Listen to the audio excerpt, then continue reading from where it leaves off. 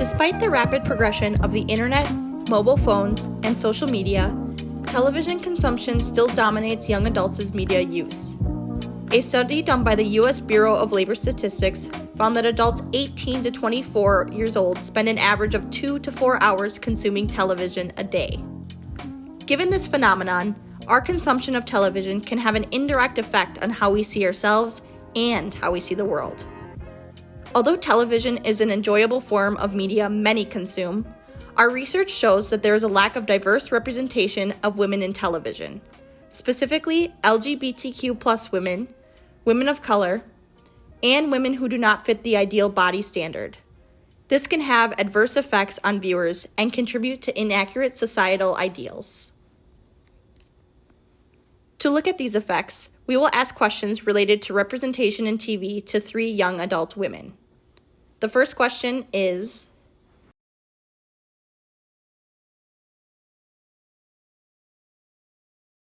So I think that it's good that there's a little bit more representation than in the past of people in the LGBTQ community in media, and that's great. But I think that there's a lot of negative scripts still being displayed within under an umbrella of representation. So for example, with bisexual or lesbian women, when they are in homosexual relationships, they often assume roles of almost heterosexual roles. There's one partner who is a little bit more masculine in that they display traditionally masculine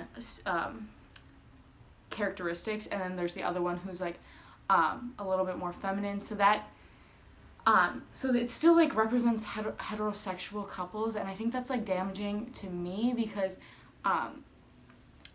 in my relationships it makes me feel like I'm not fitting into one of the boxes enough. So then it makes me feel like I'm shouldn't be part of this community, or I'm faking it, or I'm some sort of fraud. So that I think that having representation of LGBTQ people that fit into heterosexual ideas is still harmful to the community.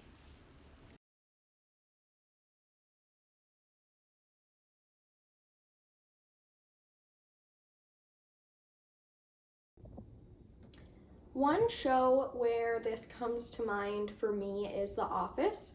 The boss, Michael, is often making insensitive jokes and comments about people's differences, especially the minorities in the office. And one that comes to mind who's a woman of color is Kelly.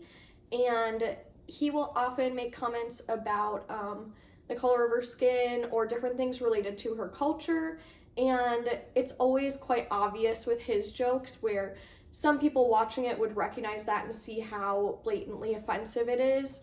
But other people might not recognize that, and that is where this type of humor can become really problematic.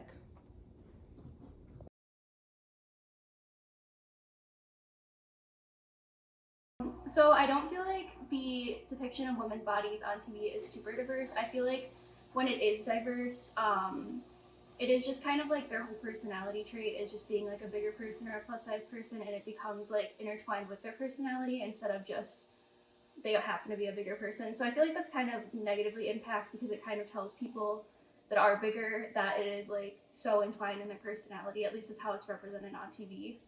Where if you're thinner, it's just you're normal.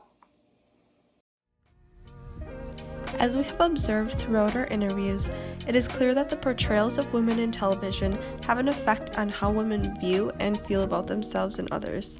The representation of women in television is and has been making progress, but less stereotypical and more diverse portrayals are needed to create a more positive experience for women.